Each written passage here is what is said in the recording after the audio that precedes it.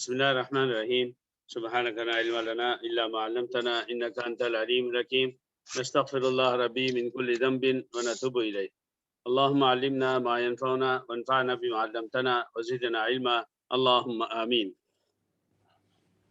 میرے بھائیوں اور بہنوں، آج ہماری جو سورہ ہے اس سورت کا نام ہے سورت الفجر. سورت الفجر.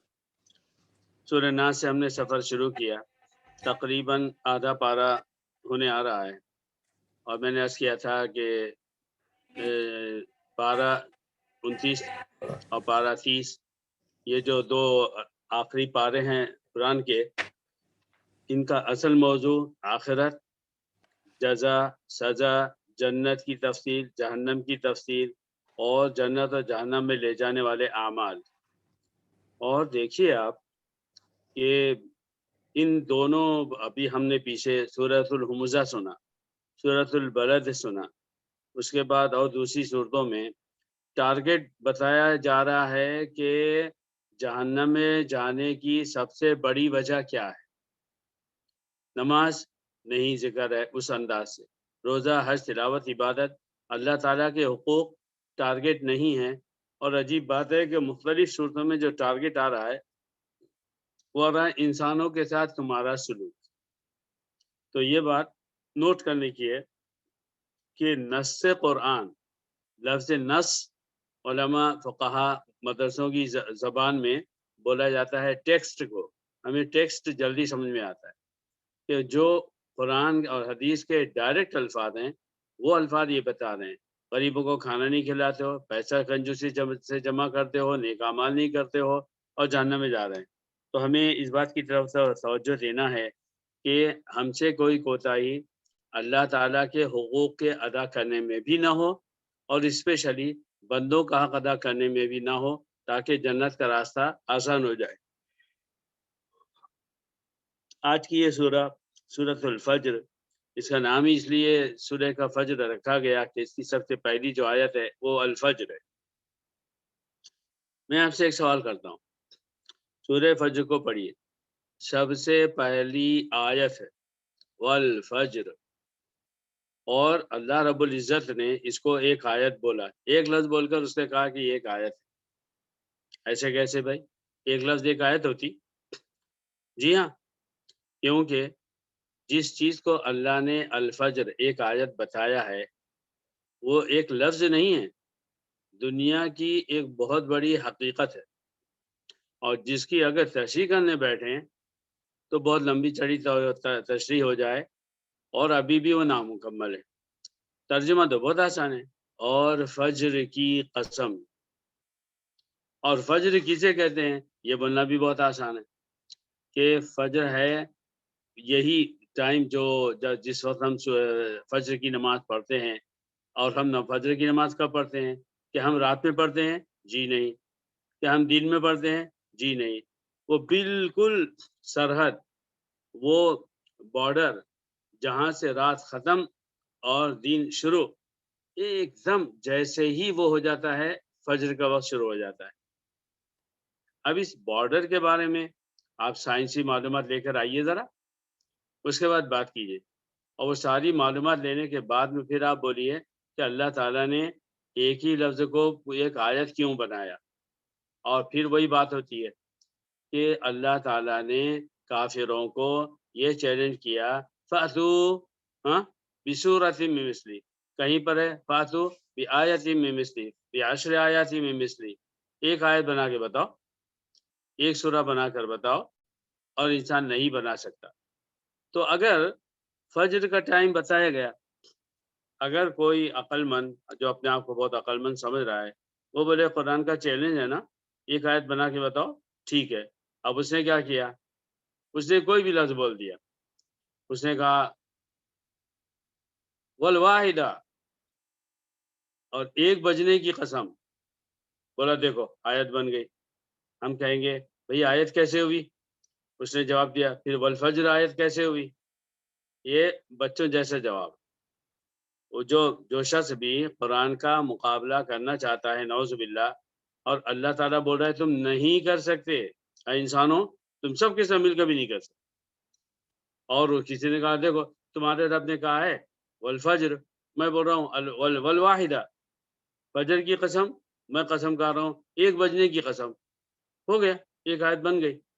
میرے بھائیوں، اللہ تعالیٰ زمانے کی، اشیاء کی اس لیے قسم نہیں کھا رہا کہ بس خالی ایک لفظ بول دینا ہے، 2-4 الفاظ ملا کر ایک سینٹنس بولنا ہے، بلکہ جب وہ کسی چیز کی قسم کھا رہا ہے یا جس چیز کو اللہ تعالیٰ ایک آیت بنا رہا ہے، اس کے پیچھے تو اس لفظ کی ایک کہانی ہے، لمبی سٹوری ہے، ایک حقیقت ہے، اور عجیب غریب حقیقت ہے۔ اچھا ایک بات اور بھی ہے، آپ سوچئے اور مجھے پھر اس درس کے ختم پر ضرور بتائیے، بڑی اہم بات اللہ نے میرے دماغ میں ڈالی۔ میرا سوال یہ ہے، یہ جتنے الفاظ آپ سن رہے ہیں قرآن کے، کسی بھی آیت کے، قسموں کے، اشیاء کے، چیزوں کے، زمین کے یا آسمان کے، ان سے اللہ تعالیٰ کا مقصد کیا ہے؟ یہ بڑا اہم سوال ہے، اور آپ اب سے لے کے درس کے ختم ہونے تک ضرور سوچئے، اور بہت ہی عجیب و غریب بات ہے جس کو سن کر نہ واقعی دل خوش ہو جائے گا، روح مطمئن ہو جائے گی، ایمان تازہ ہو جائے گا انشاءاللہ۔ اللہ تعالیٰ مجھے بھی اور آپ کو بھی اس کی توفیق دے۔ تو اس سوال کے جواب پھر سوال میں دہراتا ہوں کہ اللہ تعالیٰ نے اگر فجر کی اور تین کی اور زیتون کی اور شمس کی اور قمر کی اور دن کی اور رات کی اگر قسم کھائی ہے، یا اللہ تعالیٰ نے اس قرآن میں کوئی بھی بات کہی ہے، تو اس سے اس کا مقصد کیا ہے؟ ایک مثلا میں آپ کو واضح کرنے کے لیے ایک کلو دیتا ہوں، فجر، اس سے مراد ہے فجر کا ٹائم۔ اللہ تعالیٰ فجر کے ٹائم کو کیوں کہہ رہا ہے؟ کیوں کہہ رہا ہے؟ وہ شمس اور سورج کی قسم، اللہ تعالیٰ سورج کی قسم کیوں کھا رہا ہے؟ قسم کھانے سے اللہ تعالیٰ کا مقصد کیا ہے؟ تو اس سوال کا انشاءاللہ مجلس کے اختتام پر ہم جواب تلاش کریں گے۔ اللہ تعالیٰ مجھے اور آپ کو دونوں کو توفیق دے۔ دوسری آیت لیجیے، وَلَيَالٍ عَشْرٍ، اور 10 راتوں کی قسم۔ تو پہلی قسم ہوئی الفجر، اور دوسری بھی وَلَيَالٍ عَشْرٍ، اور تیسری ہے وَالشَّفْعِ وَالْوَتْرِ، اور چوتھی ہے وَاللَّيْلِ إِذَا يَسْرِ۔ تو یہ 4 قسم کھا کے پھر اللہ نے کچھ آگے فرمایا ہے۔ تو پہلے ان قسموں کو سمجھ لیں۔ فجر کے وقت کی قسم اللہ تعالیٰ نے کھائی ہے، تو یہ میں نے عرض کیا، یہ وہ جو بالکل بارڈر لائن ہے کہ جس میں رات ختم ہوتی ہے اور پھر دن کے بالکل ایک دم بالکل نئے وقت کا اعلان دنیا میں اللہ تعالیٰ کراتا ہے، جس پر مؤذن کہتا ہے اللہ اکبر اللہ اکبر۔ پہلی بات مجھے بتائیے، دنیا جب سے بنی اور آج تک جتنے بھی انسانوں کے بنائے ہوئے مذہب ہیں اور اللہ کے بھیجے ہوئے مذہب ہیں، یہودی، عیسائی، ہندو، چائنیز، اور کتنے ہمارے سامنے آنکھوں کے سامنے مذہب ہیں، آپ کی معلومات میں کوئی ایسا مذہب ہے کہ ایکیوریٹلی جیسے ہی رات ختم، جیسے ہی دن شروع، تو کوئی بھی مذہب کا آدمی اس وقت اپنے مذہب کے مطابق عبادت کرتا ہے اپنے جھوٹے خداؤں کی؟ ایک نہیں، سنگل نہیں۔ صرف مسلمان ہے پوری دنیا میں کہ ملکوں کے بدلتے ہوئے ٹائمنگز کے اعتبار سے ہر ملک میں جیسے ہی رات ختم ہوتی ہے اور دن شروع ہوتا ہے تو مسلمان کھڑے ہو کے بولتا ہے اللہ اکبر اللہ اکبر، اللہ سب سے بڑا۔ اس سے زیادہ سچائی اور کیا کس مذہب کی ہوگی؟ ساری دنیا سو رہی ہے، میں کہہ رہا ہوں بارڈر لائن جس میں رات ختم دن شروع، ابھی شروع نہیں ہو مسلمان نے کہا اللہ اکبر۔ ایسی باریکی، ایسی پابندی ہر دن ہر ملک کے بدلتے ہوئے وقتوں کے اعتبار سے کسی بھی ملک سے اللہ اکبر کی صدا کا ہونا، تو یہ اتنی بڑی دلیل ہے کہ جو سچا مذہب ہے ابھی دن شروع نہیں ہو سکا اللہ اکبر، اللہ بڑا ہے، اللہ سب سے بڑا ہے، اور لفظ اکبر اللہ اکبر، اللہ سب سے بڑا ہے۔ وہ سارے جھوٹے خدا اور ان کی بنائی ہوئی مورتیاں، حضرت عیسیٰ کا مجسمہ اور حضرت عزیر کا مجسمہ، اور جو لکڑی مٹی پتھر کے بنائے ہوئے دوسرے مذہبوں کے جتنے بھی مجسمات ہیں، اسٹیچوز ہیں، ہاں، وہ اللہ ان سب سے بڑا ہے۔ تم جن کو خدا سمجھتے ہو وہ خدا نہیں ہے۔ تو دوسری قسم ہے وَلَيَالٍ عَشْرٍ، اور 10 راتوں کی قسم۔ मुफस्सिरीन का इस बात पर इत्तेफाक है कि यहाँ लयालिन आश्र 10 रातों से मुराद ज़िलहिज्जा की पहले 10 दिन। और इस सिलसिले में बहुत मशहूर हदीस है जिसको आपने ज़रूर सुना होगा कि मा मिन अय्यामिन, नबी सल्लल्लाहु अलैहि वसल्लम ने फरमाया, दरूद शरीफ पढ़ लिया कीजिए, मा मिन अय्याम, कोई दिन ऐसा नहीं है, अल अमल सालिहु फीहा अहब्बु इलल्लाह, अल्लाह के पास नेक अमल इतना ज़्यादा पसंद है जितना कि इन इन रातों में।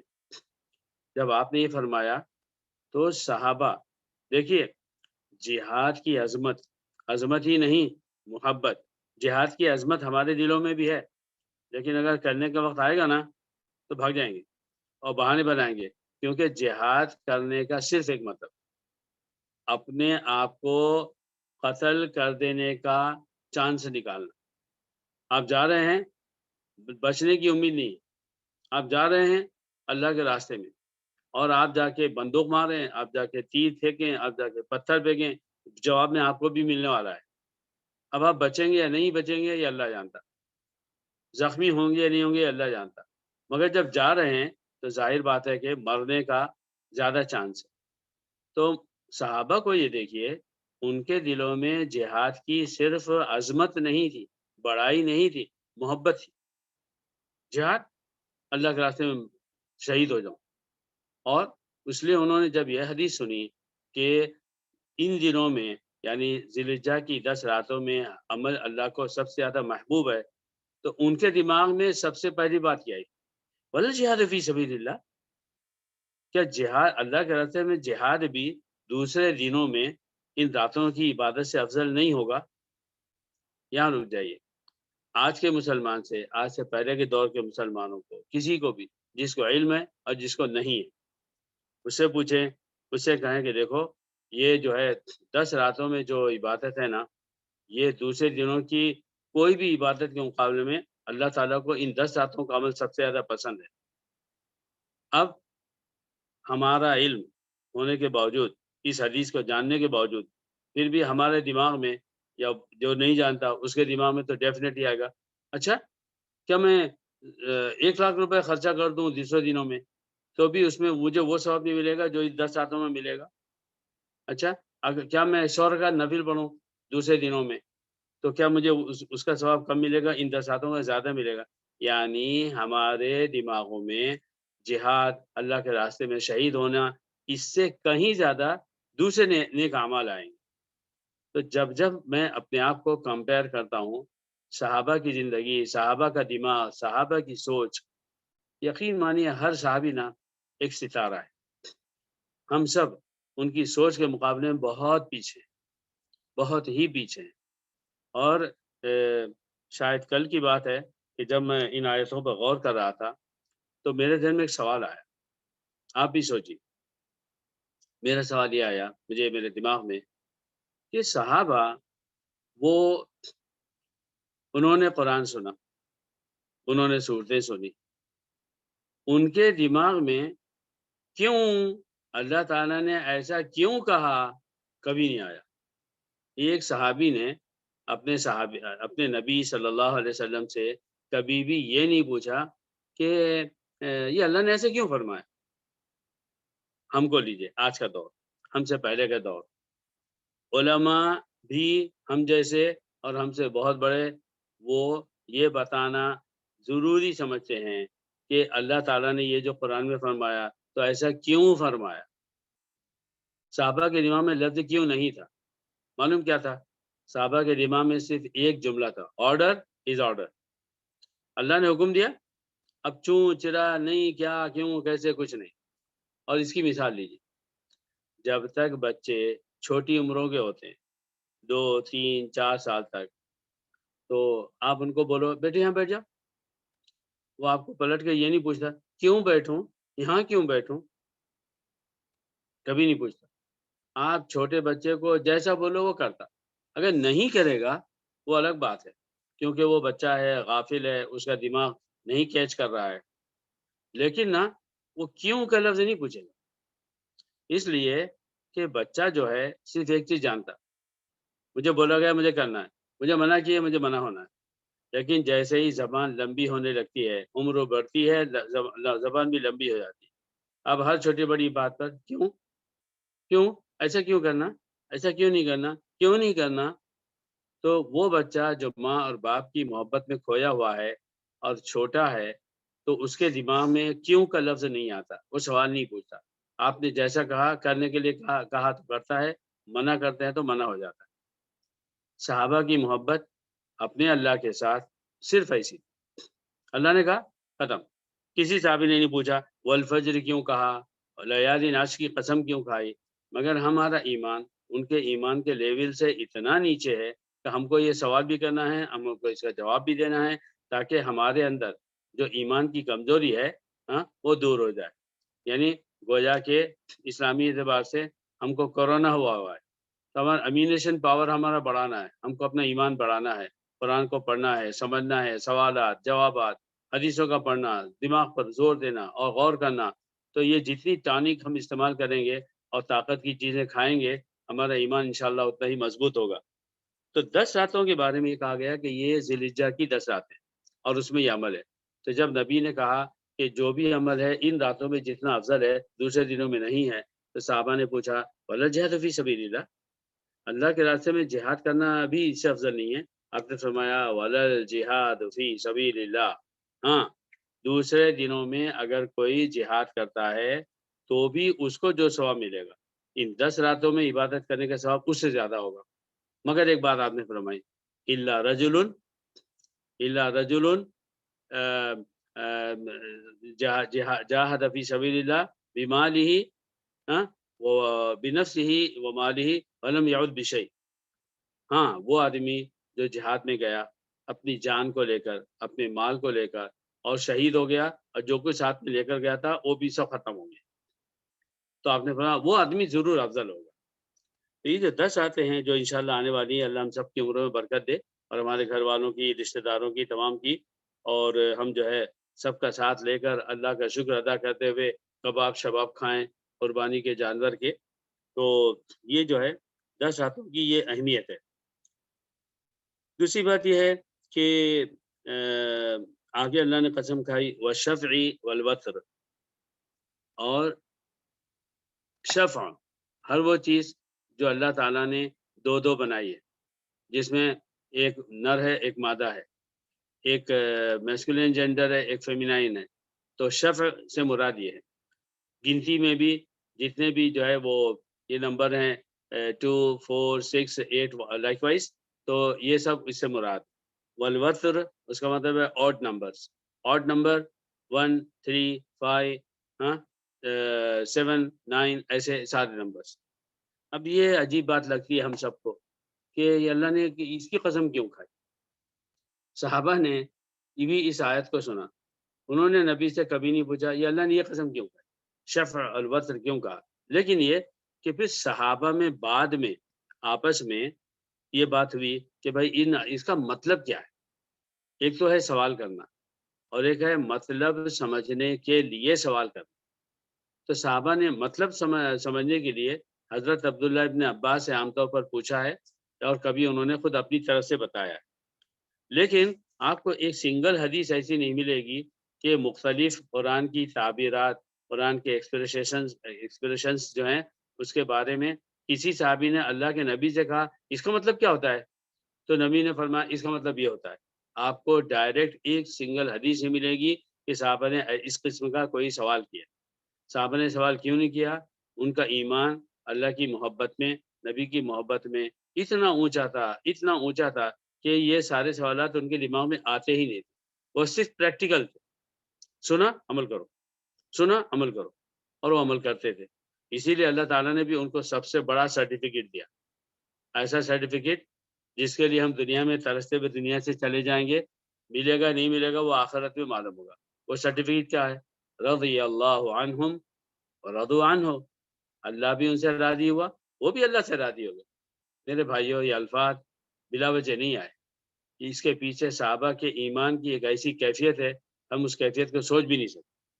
تو اس سے مراد حضرت عبداللہ بن عباس رضی اللہ عنہ نے یہ فرمایا کہ یہ جو کہا گیا الشفع والوتر، شفع جفت اور وتر طاق آڈ نمبر، تو اس کے بارے میں فرمایا وتر واحد واحد، اللہ تعالیٰ واحد ہے، اللہ ایک ہے۔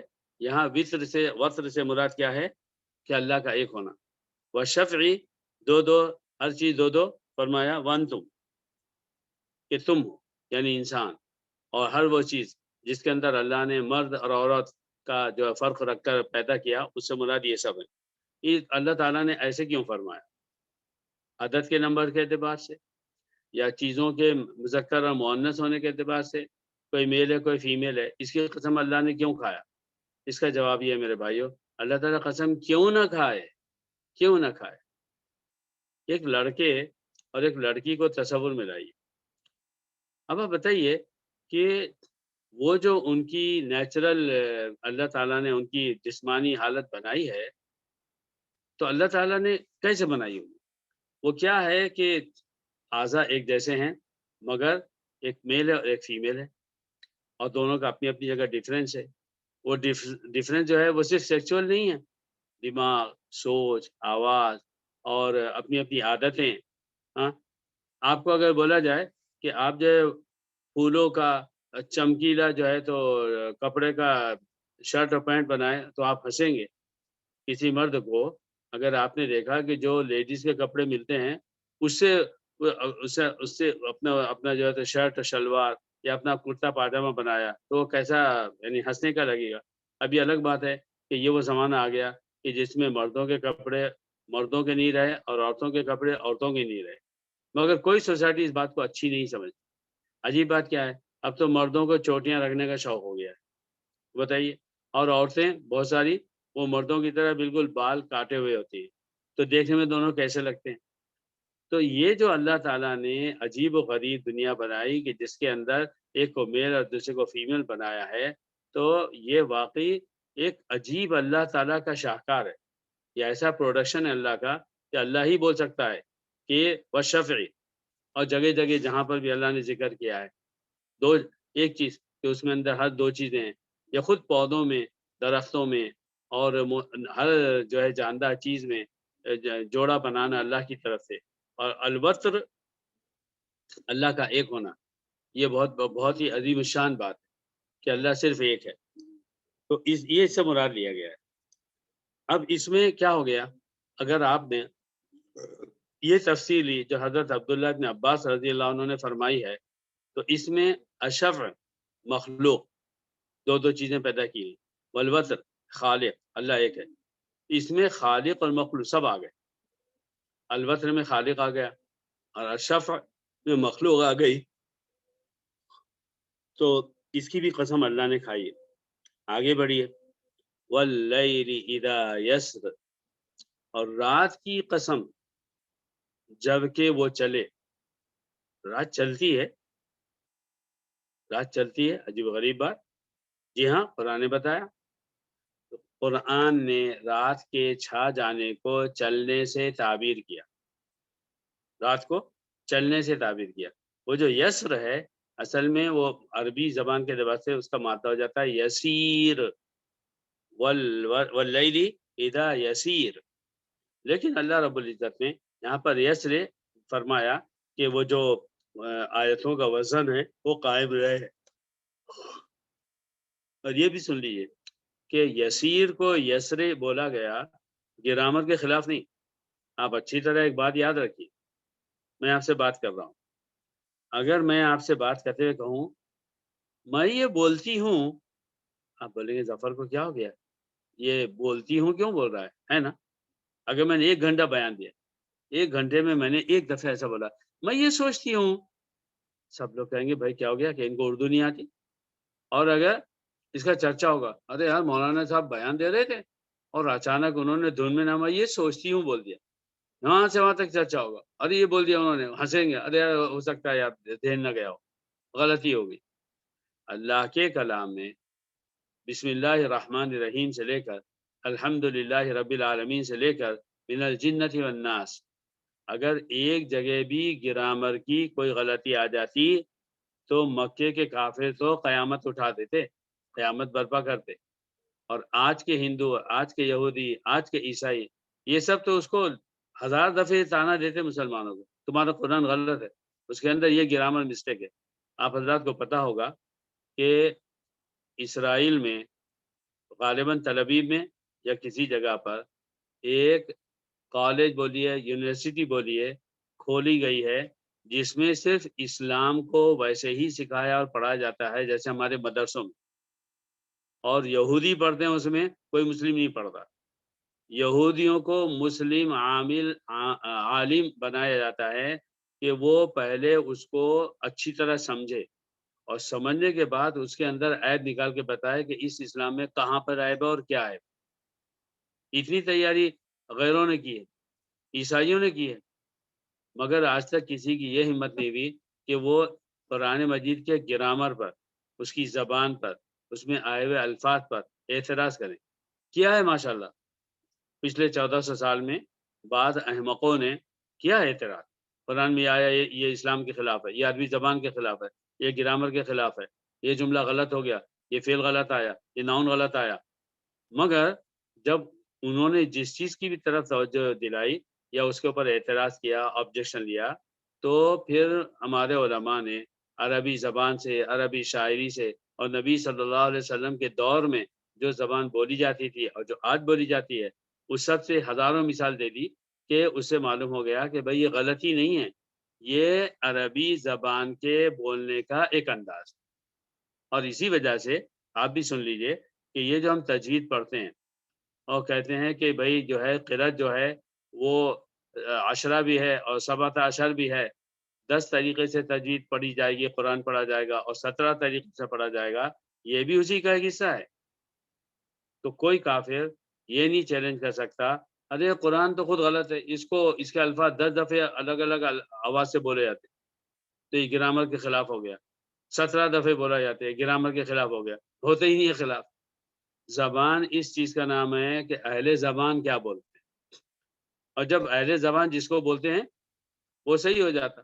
اگر میں اردو میں کہوں کہ میں سوچتی ہوں، آپ بولیں گے یار آپ غلط بول رہے ہو، آپ مرد ہو، ٹھیک ہے، اسی جملے کو ہم انگلش میں بولتے ہیں، مرد کیا بولے گا؟ آئی تھنک، عورت کیا بولے گی؟ I think.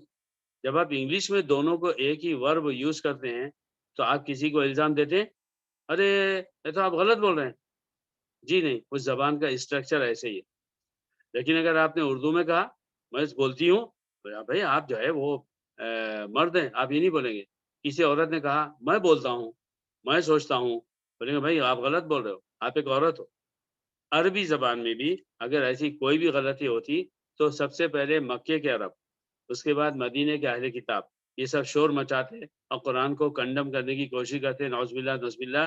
ہمارا قرآن اس قدر اسٹرانگ ہے اپنی لینگویج میں، اپنے اس کے عربک اسٹرکچر میں، کہ وہ سب سے اونچی چیز پر ہے، اور اسی بنیاد پر اللہ نے انسانوں کو چیلنج کر کے بولا ہے ایک آیت بنا کے بتاؤ، ایک سورہ بنا کے بتاؤ۔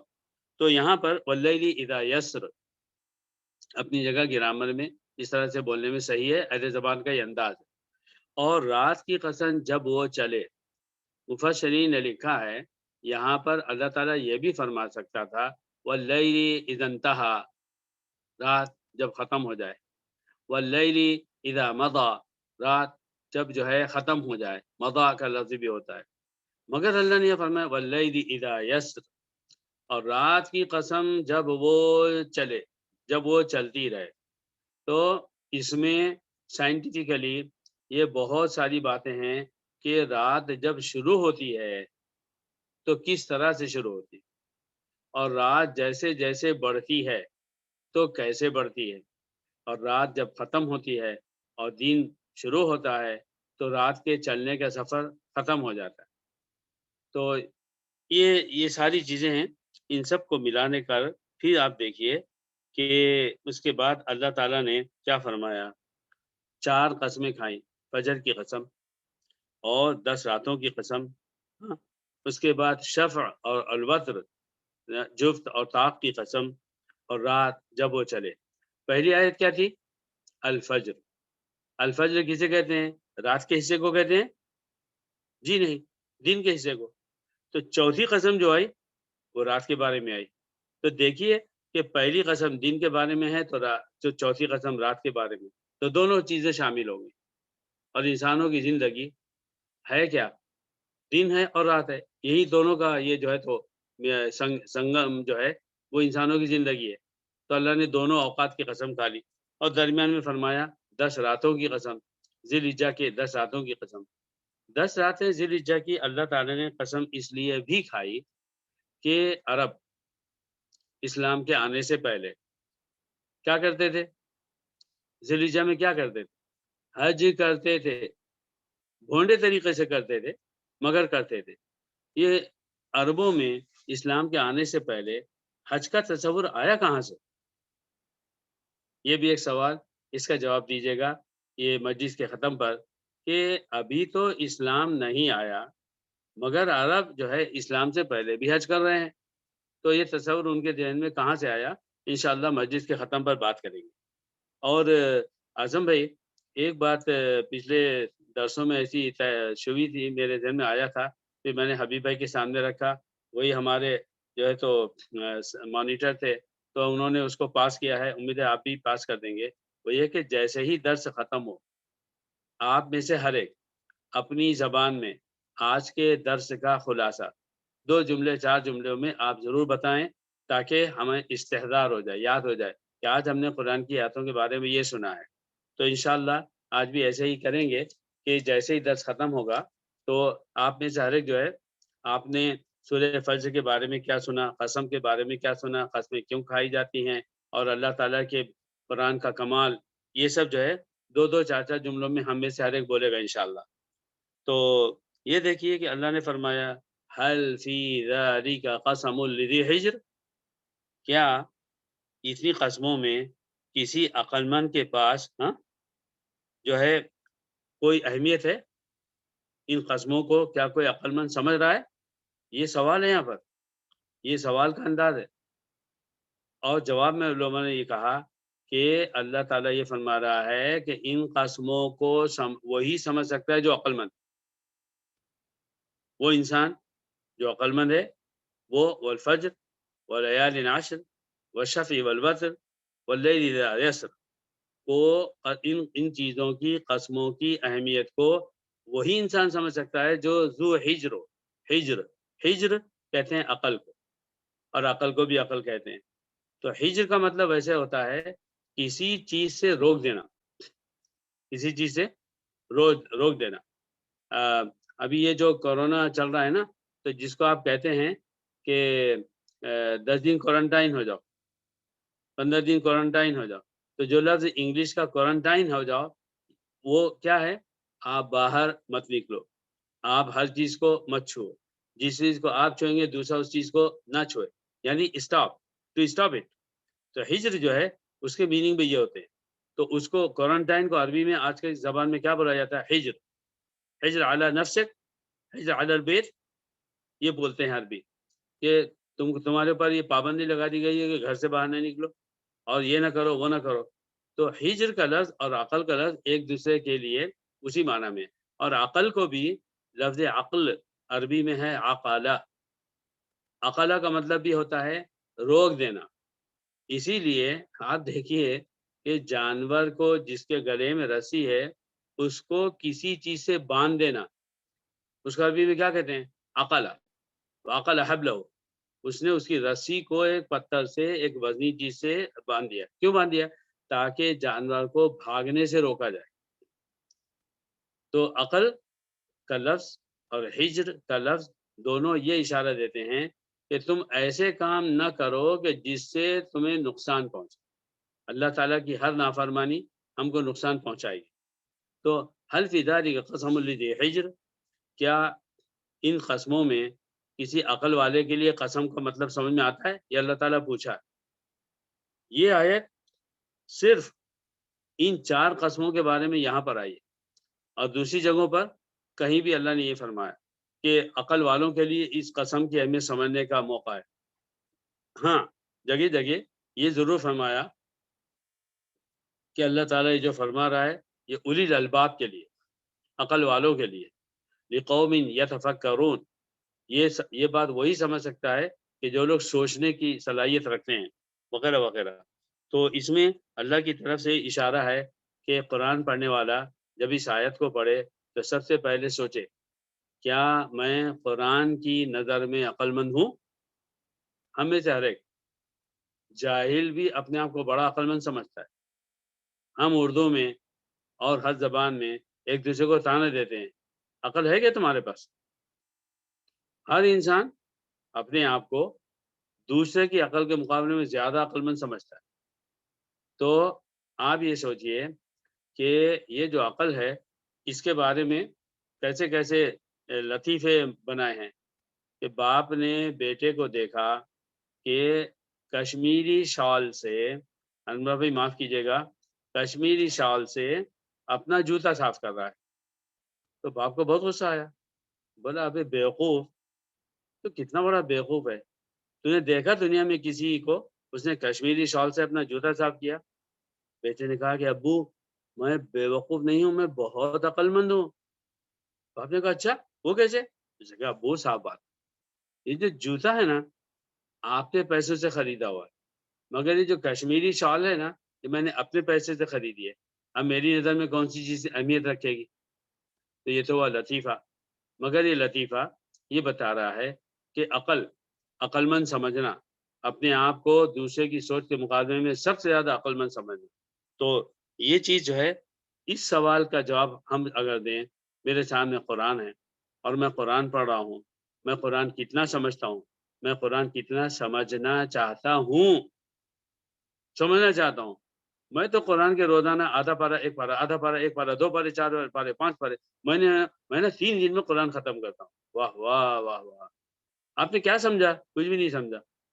تو اب آپ کتنے بڑے عقل مند ہوئے اور کتنے بڑے بیوقوف ہوئے۔ آپ 3 دن میں قرآن ختم کرتے ہیں، آپ ہفتے میں ختم کرتے ہیں، آپ مہینے میں ختم کرتے ہیں، بڑا اچھا کام کرتے ہیں، غنیمت ہے۔ آپ قرآن پڑھ رہے ہیں، کوئی دوسری کتاب نہیں پڑھ رہے ہیں۔ مگر میرے بھائیوں، کتنے بھی کم یا زیادہ دنوں میں قرآن کا ختم کرنا اور الفاظ ہی الفاظ پڑھتے چلے جانا اور اس کے اوپر مطمئن رہنا بیوقوفی نہیں ہے تو اور کیا ہے؟ اچھا چلیے ہم ایسے بن جاتے ہیں کہ میں قرآن کو ترجمے سے تفسیر سے پڑھتا ہوں۔ چلیے ظفر کو لیجیے، 1.5 شانہ بن کر نیک لوگوں کے سامنے قرآن کی تفسیر بیان کر رہا ہے۔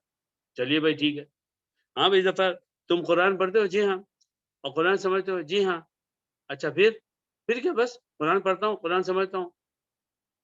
اگر کوئی شخص یہ کہے کہ میں قرآن کو سمجھتا ہوں، اس کے فوراً بعد 2 سوال، اور ہر سوال کا جواب دینا دنیا کے سب سے کٹھن کام۔ ہاں ظفر تم قرآن تو پڑھتے ہو، سمجھتے ہو، عمل کرتے ہو؟ نہیں مجھ سے نہ کہیں غلطی ہو جاتی ہے۔ ہو گئی آپ کی عقل مندی ختم۔ اگر ایک عقل مند ہے، ایک شخص عقل مند ہے، میں مثال دیتا ہوں آپ کو، بہت عقل مند ہے، سب لوگ بولتے ہیں بہت عقل مند ہے، وہ 20 اور 30 اور 40 اور 50 سال تک بڑا عقل مند رہا ہے۔ ایک دن کیا کیا اس نے؟ صرف ایک دن ایک لمحے میں اپنے آپ کو بالکنی سے نیچے گرا دیا۔ جب اس نے بالکنی سے اپنے آپ کو نیچے گرا دیا جان بوجھ کر، یہ عقل مندی ہے؟ یہ خودکشی عقل مندی ہے؟ ایک دفعے اگر اپنے آپ کو چاقو سے مارے، زہر پی لے، کار سے ٹکرا جائے، جان بوجھ کر یہ سب کرے، غلطی کی بات نہیں کر رہا ہوں، بولا جائے کہ اس نے عقل مندی کا کام کیا؟ ارے یار اتنا عقل مند تھا، معلوم نہیں کیا ہو گیا، شیطان نے بہکا، اس نے ایسا کر دیا۔ تو دنیا کی غلطی اگر ایک دفعے ہو جائے تو ہمیں تعجب ہوتا ہے کہ یہ کیسے عقل مند نے ایسے کر دی۔ اور آخرت کی غلطیاں، اللہ تعالیٰ کی نافرمانی روزانہ ہو رہی ہے، پھر بھی ظفر عقل مند ہے، ماشاءاللہ عالم صاحب ہیں۔ میں ایک مثال دے رہا ہوں، اللہ تعالیٰ بچائے، میں فرشتہ نہیں ہوں اور واقعی غلطیاں ہوتی ہیں، نہ معلوم کیا حشر ہوگا آخرت میں، صرف اللہ ہی جانتا ہے۔ لیکن اگر ہم کسی چیز کو سچ مچ انالائز کریں اور اس کی گہرائی کے اندر گھسے نا، تو ہم کو اپنے اوپر شرم آئے گی۔ مجھے مسجد جاتے بہت شرم آتی، اور گھر سے نکل کے مسجد کے آنے تک کہ میرا پیر ایک 100 کلو کا بھاری ہوتا، کہ میں اتنا زیادہ بے باک ہوں، میں اتنا زیادہ جو ہے بے غیرت ہوں، میں نے یہ غلطی کی، میں نے وہ غلطی کی، اب میں اللہ کے سامنے جا کے کھڑے ہو رہا ہوں، اللہ تعالیٰ کو بول رہا ہوں السلام علیکم، ہاں میں نے آپ کو نعوذ باللہ گالی دی، اللہ بچائے، اور گالی دینے کے بعد میں آپ سے کہہ رہا ہوں السلام علیکم کیسے ہیں آپ کیا کہیں گے؟ یار عجیب آدمی ہے، گالی بھی دے رہا ہے اور بے شرمی سے مجھے سلام بھی کر رہا ہے۔ ہم نماز پڑھنے جا رہے ہیں، ہم اللہ تعالیٰ کو سلام کرنے جا رہے ہیں، ہم اللہ کے دربار میں جا رہے ہیں، ہم اللہ کے سامنے کھڑے ہو رہے ہیں۔ اگر اللہ تعالیٰ مسجد میں سسٹم بناتا، سوچیے تھوڑی دیر کہ ایسا ہوتا ہے جو جیسی مسجد میں اندر آئے، جس نے جو گناہ کیا، غیر سے آواز آتی کیوں؟ ابھی باہر جھوٹ بولا، میں نے کہا نا جھوٹ حرام ہے، اور ادھر جھوٹ بول کے مسجد میں اندر آ رہا ہے۔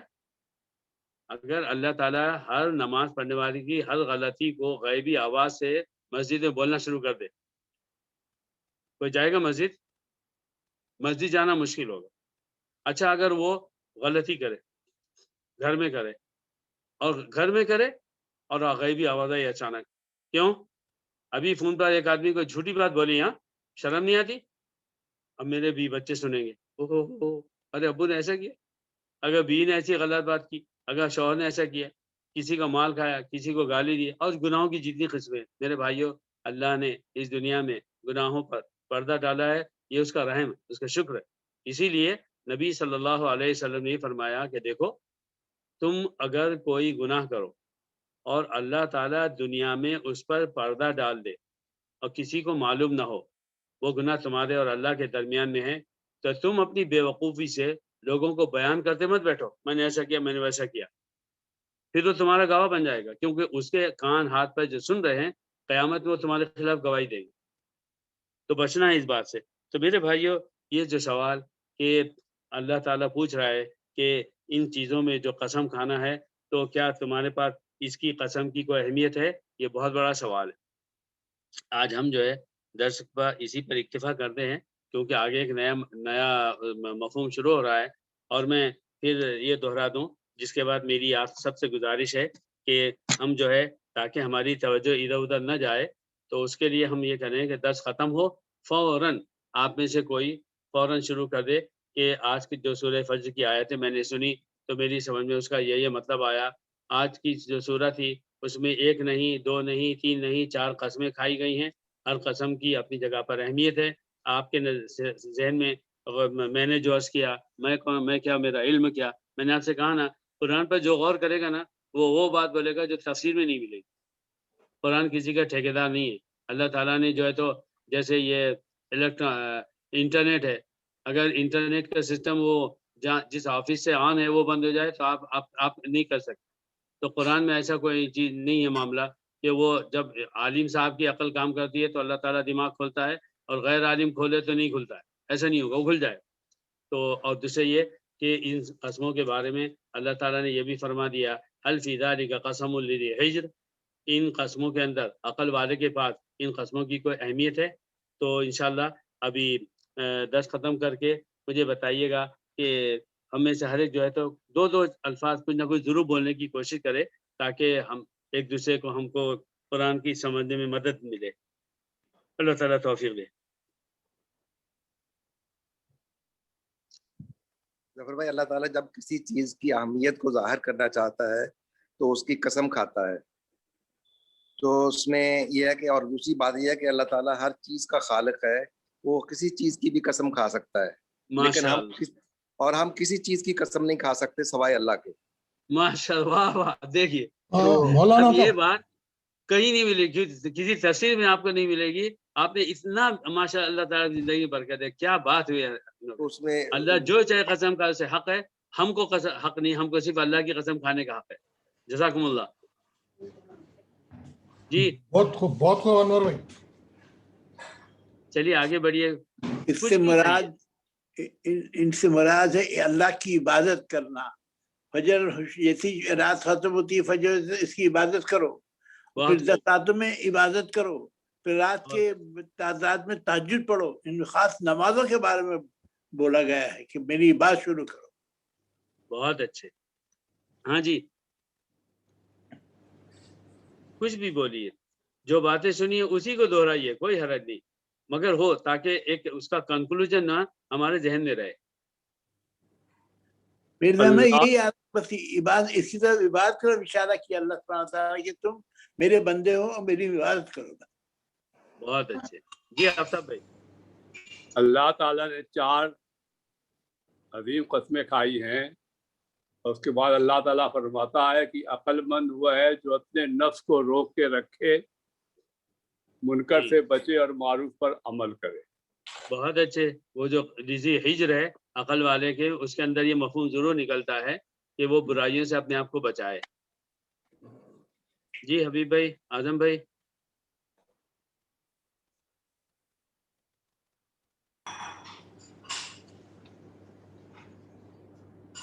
چلیے دعا کر لیں۔ حبیب بھائی کہاں ہیں؟ حبیب بھائی شارجہ میں۔ اعظم بھائی، حبیب بھائی شارجہ میں۔ چلیے دعا کر لیتے ہیں۔ چلیے بسم اللہ۔ اللهم ربنا يا خالقنا يا من رزقنا الحياة والعقل وقوة الجسد وقوة الإيمان وقوة الرزق وقوة السمع والبصر والسمع والفؤاد. اللهم يا ربنا أنت خالقنا وتبارك الله أحسن الخالقين. اللهم أنت التواب الرحيم وأنت الكريم الجواد وأنت النافع وأنت الضار، لك الحمد ولك الشكر، وأنت كما أثنيت على نفسك يا رب العالمين. سبحانك يا ربي سبحانك، لك الحمد ولك الشكر كله. اللهم صل على محمد وعلى آل محمد كلما ذكره الذاكرون وكلما غفل عن ذكره الغافلون. آمین۔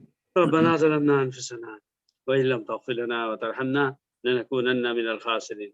اے اللہ، تو ہی اللہ ہے، اور تیرا مقدس نام اللہ ہے، اور تیرا مقدس نام رحمان اور رحیم ہے، اور تو نے ہمیں اجازت دی قلت اللہ عبید الرحمن، تم اللہ کو اللہ کہو یا رحمان کہو، ایما تدعو فلہ الاسماء الحسنى، جس نام سے بھی اللہ کو پکارو گے اس کے اچھے اچھے نام ہیں۔ اے اللہ، ان تمام ناموں کی، اے اللہ ان تمام صفات کی، اے اللہ ہم اس پر ایمان لاتے ہیں، اس پر یقین ہے، اور اے اللہ ہمیں ایسا یقین عطا فرما کہ ان ناموں کی روشنی میں ہم اپنی زندگی گزاریں، ہمیں احساس ہو کہ تو ہمیں ہر جگہ دیکھ رہا ہے اور تو سنتا ہے، اور رات کی تاریکی میں اور دن کی روشنی میں، اور جب ہم اکیلے ہوں اور کسی کو قید کر دیا گیا ہو اور کوئی راستہ اس تک پہنچنے کا نہ ہو، لیکن اگر وہ وہاں سے کہے لا الہ الا انت سبحانک انی کنت من الظالمین، اے اللہ تیرے سوا کوئی معبود نہیں، میں اس کو مانتا ہوں کہ اللہ میں نے اپنے آپ پر ظلم کیا ہے، اے اللہ مچھلی کے پیٹ میں دعا کی گئی، اے اللہ تو نے سن لی، اور اے اللہ غار ہرا میں دعائیں ہوئی تو نے سن لیا، اور اے اللہ مجبور کی دعا کہیں بھی ہو تو سنتا ہے۔ اے رب العالمین، ہمیں اس رمضان میں ان لوگوں میں شامل فرما کہ جن کو تو نے عتق من النار کا سرٹیفکیٹ دے دیا، جہنم سے بچا دیا۔ عمل تو ہم نے نہیں کیا اللہ، ایسے اعمال نہیں کیے کہ تجھ سے کہیں کہ ہمارا نام اس لسٹ میں لکھ دو، لیکن اللہ صرف تیری رحمت کی امید ہے۔ اے اللہ ہم جتنی چاہے نفلیں پڑھ لیں اور جتنا چاہے مال صدقہ کر دیں، اے اللہ اخلاص سے ہم نے کیا ہوگا، خدا نخواستہ اے اللہ کہیں پر شرک، کہیں پر ریاکاری، کہیں پر دکھاوا، کہیں پر بخل ضرور آ جاتا ہے۔ اے رب العالمین ایسا جب بھی ہو اس کو معاف فرما، اور اس نیکی کو اے اللہ اس لائق بنا دے کہ اے اللہ وہ تیرے لائق ہو جائے اور تو اسے قبول فرمائے اور تو ہم سے خوش ہو جائے۔ اے رب العالمین، اے اللہ تو نے فجر کی اور اے اللہ 10 راتوں کی قسم کھائی اور شفع اور وتر کی قسم کھائی، اور اللہ رات کی قسم کھائے۔ اے اللہ ہم اس پر ایمان لاتے ہیں۔ اے رب العالمین، ابھی جیسے تیرے نیک بندے اللہ نے کہا کہ اللہ تو نے تو ساری دنیا بنائی ہے، ہم نے تو اپنے آپ کو بھی نہیں بنایا۔ اے اللہ تجھے حق ہے جو چاہے کرے، تجھے ہر چیز کی قسم کھانے کا حق ہے، ہم پوچھنے کا حقدار نہیں تو نے ایسا کیوں قسم کھائی اور ویسے۔ اے اللہ تو نے ہمیں حکم دیا ہے کہ ہم صرف تیری قسم کھائیں۔ اے رب العالمین، اپنی زبان پر کنٹرول عطا فرما، غصہ جب ہو جائے اپنے آپ پر قابو رکھنا آسان فرما، گھر میں اور باہر ہر جگہ پر اے اللہ ہمارے غصے کو اس قابو میں رکھنے کی توفیق عطا فرما، اور اے اللہ جھوٹی سچی قسمیں کھانے سے اور تیرا نام بلا وجہ لینے سے ہم سب کی حفاظت فرما۔ اے رب العالمین، رمضان کے کچھ دن بچے ہیں، اے اللہ ایسی عبادت دے، ایسا ذکر دے، ایسا اذکار دے، ایسی تلاوت ہو، ایسی عبادت ہو کہ اللہ اس میں جو کمی ہو گئی ہے پورے 25 دنوں میں وہ پوری ہو جائے۔ اے رب العالمین، ایسی عبادت کی توفیق عطا فرما۔ اے اللہ تو جو ہے کوانٹٹی کو نہیں دیکھتا ہے، تو کوالٹی دیکھتا ہے۔ کوالٹی یہ ہے کہ ایمان ہو، اور تو نے خود فرما دیا کہ ایمان اور احتساب ہو۔ اے اللہ ہمیں اپنے ہر عمل میں ایمان اور احتساب، ثواب کی نیت تجھ پر تو نے حکم دیا ہے، تیرا حکم صحیح ہے، اس کا یقین عطا فرما، اس حکم پر عمل کرنا آسان فرما، اور اس کے بعد اس میں تو ہمیں ثواب دے گا، اجر دے گا، اس کی بھی اللہ ہمیں ہمت اور توفیق عطا فرما۔ اے رب العالمین، ہم سب کی اس کورونا کی بیماری سے حفاظت فرما، ہمارے آمین۔ بچوں کی، ہمارے بھائیوں بہنوں کی، ہمارے ماں باپ کی، ہمارے تمام رشتہ داروں کی، ہمارے تمام دوستوں کی، ہمارے تمام پڑوسیوں کی، اور اے اللہ دنیا کے ہر مسلمان اور غیر مسلم کی بھی اے اللہ بھرپور حفاظت فرما، اس عذاب کو ہٹا لے اے اللہ، اس کو انسانوں کی ہدایت کا ذریعہ بنا دے، جن کی عقلیں اب تک تجھے پہچان نہیں سکیں اس بیماری سے اے اللہ ان کے سمجھ میں تیری طاقت تیری قوت آ جائے، اور تو ایک ہے اور شریک تیرے ساتھ میں کوئی شریک نہیں ہے اے اللہ، اس کی اللہ سب کو توفیق عطا فرما اے رب العالمین، ہماری ان دعاؤں کو اور دنیا کے ہر مسلمان کی ہر زائد دعا کو اے اللہ اپنے فضل و کرم سے قبول فرما، وصلی اللہ تعالی علی خیر خلقہ محمد وعلی آلہ صحبہ اجمعین برحمتک یا ارحم الراحمین۔ آمین۔ جزاکم اللہ ظفر بھائی، جزاکم اللہ، اللہ آباد رکھے آپ سب کو۔ جزاکم اللہ رب بھائی العالمین۔ اللہ کو یہ قبول جمعہ فرمائے۔ ہے، آنے والی جمعرات کو شاید یو اے میں عید ہو اور شاید انڈیا میں جمعے کو عید ہو، تو آپ سرکاری سرکولر جاری فرمائیے اس بارے میں۔ بلکہ چہارشنبے کا بھی جو ہے عید سے ایک دن پہلے کا بھی شاید اگر آپ چاہ رہے ہوں تو چہارشنبے کی بھی چھوٹی، کیونکہ عید سے ایک دن پہلے بھی لوگ مصروف ہوتے ہیں۔ جی یہ بھی صحیح ہے، پوچھ لیں سب سے۔ آپ کی کیبنٹ ارے ہے۔ بھائی کوئی حبیب بھائی، مصروفیت اس سے زیادہ مصروفیت کوئی نہیں ہے میری نظر میں، تو یہ ہے، باقی فتویٰ تو جامعہ علیقوں سے ہی آئے گا جو ہونا ہے۔ بہرحال میرے نزدیک وہ میں لیکن وہ اس سے زیادہ اہمیت کسی چیز کی نہیں ہے، سب سے بولنا اہمیت یہ ہے۔ بولنا الگ بات ہے، اس کے بعد ایک اہم کام آ گیا تو میں چلے گیا تھا بولنا، وہ بھی چلتا ہے پھر۔ دیکھیے بہرحال اعظم بھائی، حبیب بھائی ذرا آپ کی کھڑکی کھولیں، حبیب بھائی کھڑکی کھولیں، ذرا کھڑکی کھولیں۔ کھڑکی کھول کے بھائی یہ بات ونڈو کھولے بولیں گے تو کوئی نہیں ہنسے گا، کھڑکی بولیں گے۔ جی جی حبیب بھائی، آپ حبیب بھائی جیسا بولے ویسا ہوگا۔ واہ بھائی واہ، انشاءاللہ بدھ جمعرات جمعہ 3 دن کی چھٹی انشاءاللہ۔ ماشاء اللہ ماشاء اللہ ارے ماشاء اللہ ماشاء اللہ، دیکھیے 3 دن کی قسم کھا لی آپ نے۔ یار ہمارے ٹیچر بہت رحم دل ہیں۔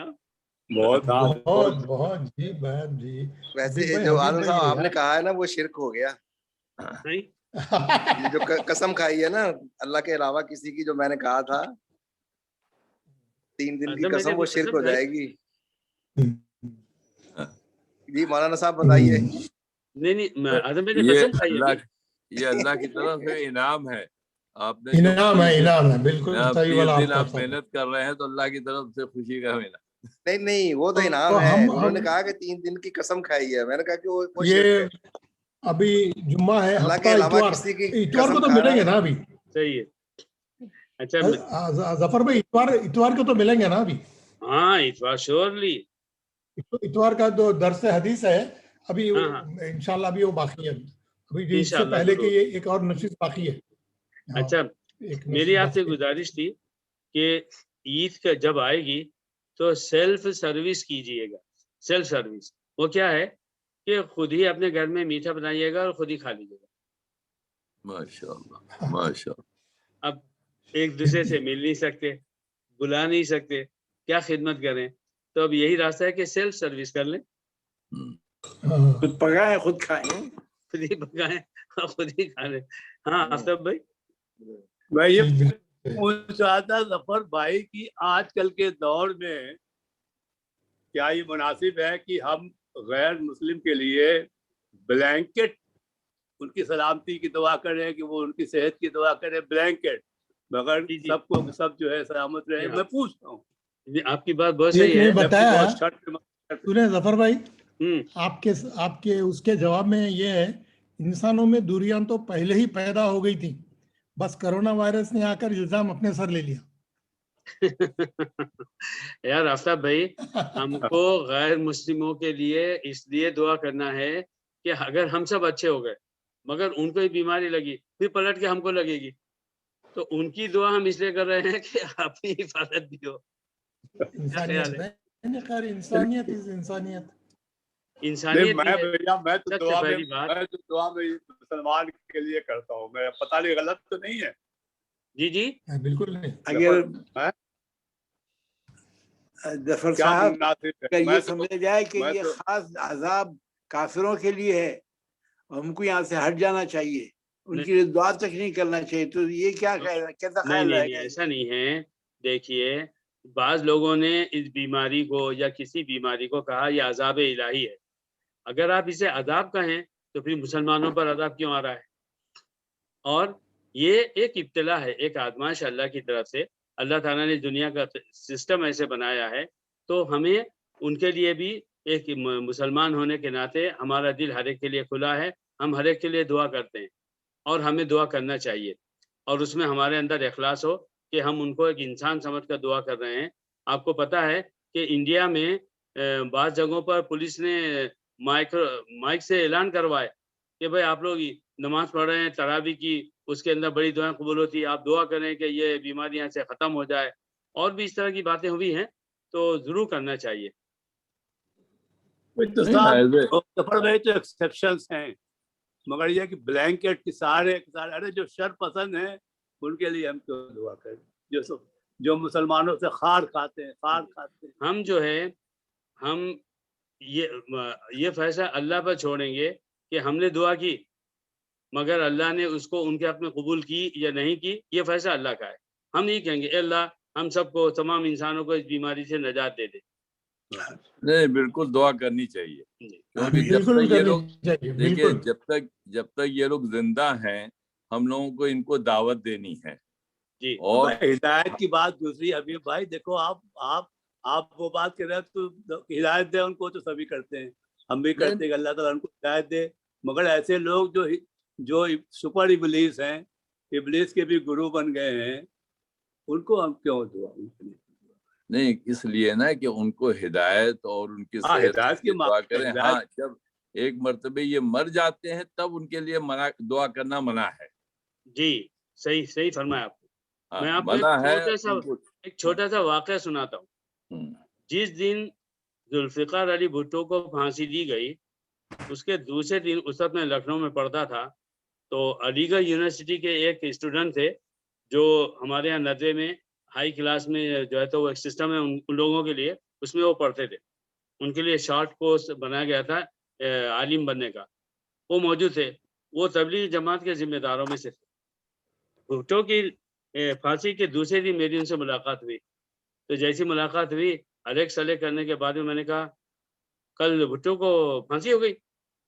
انہوں نے کہا مجھے اس کا بہت افسوس ہے. میں نے کہا کیوں؟ میں ان کی زبان سے یہ ایکسپیکٹ نہیں کر رہا تھا کہ وہ کہیں گے مجھے اس کا بہت افسوس ہے. میں نے کہا کیوں؟ انہوں نے کہا دیکھیے اگر ایمان پر اس کا وہاں خاتمہ ہوا ہے تب تو ٹھیک ہے، جس کی کم امید ہے، اور اگر ایمان پر خاتمہ نہیں ہوا تو مجھے اس کا افسوس ہے کہ ایک مسلمان کہلانے جانے والا شخص جو ہے اس کا ایمان پر خاتمہ نہیں ہوا.